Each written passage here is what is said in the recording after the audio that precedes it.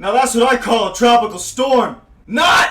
Good evening, everybody. My name is Benjamin Page, and today we're going to be talking about 3D printing. And my hair's messed up. It's been a long day. I voted, and you should too. Do it. So, what is 3D printing?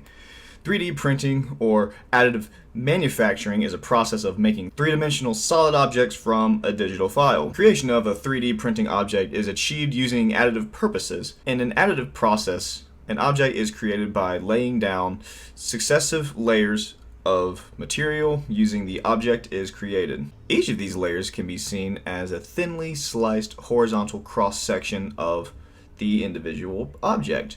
3D Printing 2020. So who is using 3D printing? Well, industries such as education, robotics, manufacturing, automotives, and aerospace. So why are they using 3D printing? Well, it can produce different objects without creating specific tooling or even using several tools. This is how 3D printing helps increasing flexibility in the production flow and helps reducing industrial expenses. But where are they using it?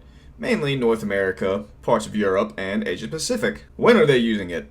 1980 to right now. How is it applied to business? 3D printing allows companies to satisfy the demand for certain parts without having to consider high costs of mass production. Technical characteristics include ultrasonic additive manufacturing, powder bed fusion, and directed energy deposition. How does it work?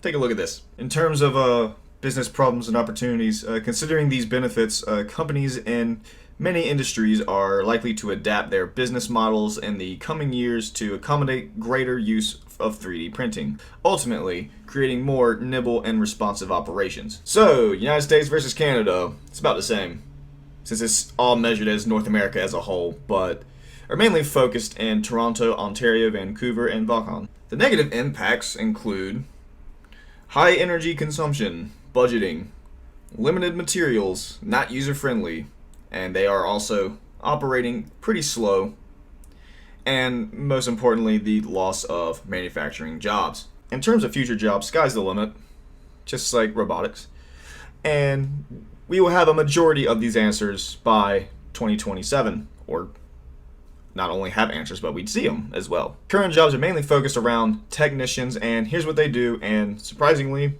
technician salary is about $20.11 in Canada, but that's US dollars, so it's going to be a little bit more.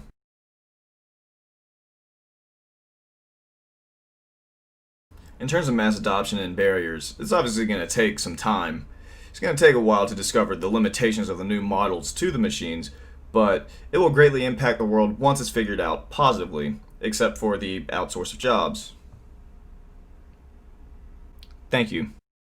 Haha, just kidding. I'm not going anywhere. Right now we're gonna play Benjamin Page's 3D printing edition of Two Truths and a Lie!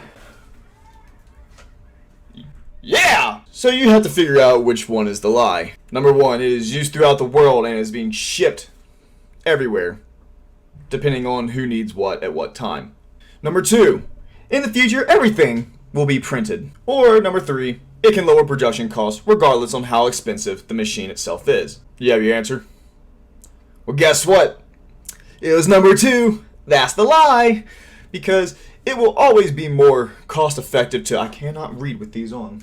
It will always be more cost effective to machine many goods, such as the parts and industrial components. But it is truth, though, that some complex parts could not be machined and will have to be produced on a 3D printer in the future.